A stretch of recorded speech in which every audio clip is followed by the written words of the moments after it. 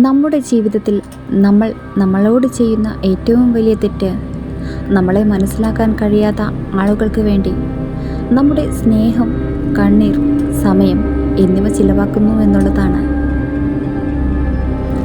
ജീവിതം നീണ്ടു നിവർന്നു കിടക്കുന്നു എന്ന് കരുതരുത്. അത് മണ്ടത്തരമാണ്. ഇപ്പോഴത്തെ ഈ നിമിഷം മാത്രമാണ് നമ്മുടെ ജീവിതം.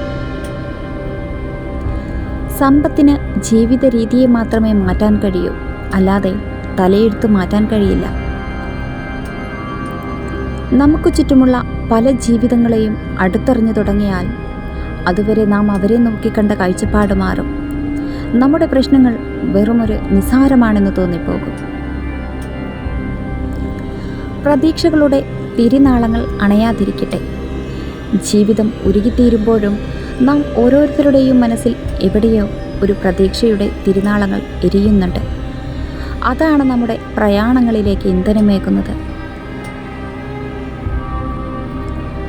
ആത്മവിശ്വാസം വിജയത്തെ കൊണ്ടുവരുമെന്നതിൽ അർത്ഥമില്ല.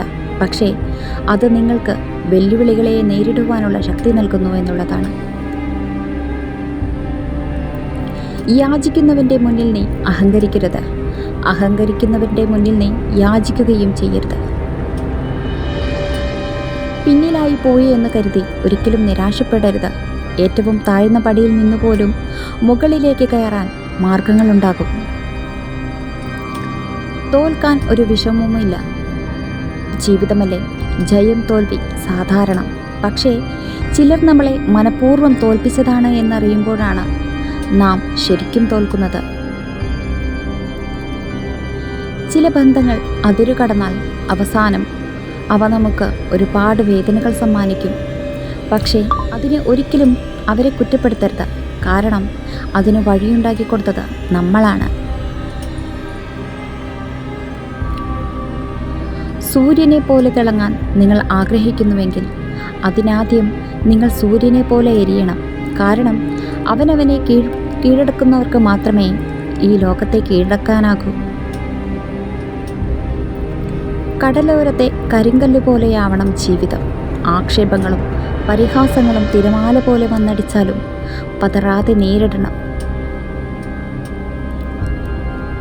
സ്നേഹബന്ധങ്ങൾ നിലനിർത്തണമെന്നാഗ്രഹിക്കുന്നവർ തെറ്റുകളെല്ലാം ക്ഷമിച്ചെന്നിരിക്കും. പക്ഷേ ബന്ധങ്ങൾ ഒഴിവാക്കണമെന്ന് ആഗ്രഹിക്കുന്നവർ ചെറിയൊരു തെറ്റിനായി കാത്തിരിക്കും. നിങ്ങളോട് വശ്യമായി പുഞ്ചിരിക്കുന്ന സ്ത്രീകളുടെ ലക്ഷ്യം എന്തെങ്കിലും തരത്തിലുള്ള ഒരു ചതി മാത്രമാകും. ആരെങ്കിലും നിങ്ങളുടെ വഴിയിൽ ഒരു കുഴി കുഴിച്ചാൽ നിങ്ങൾ അസ്വസ്ഥനാകരുത്. കാരണം അവരാണ് നിങ്ങളെ എങ്ങനെ ചാടണമെന്ന് പഠിപ്പിക്കുന്നത്. Thank you for watching. Please support and subscribe.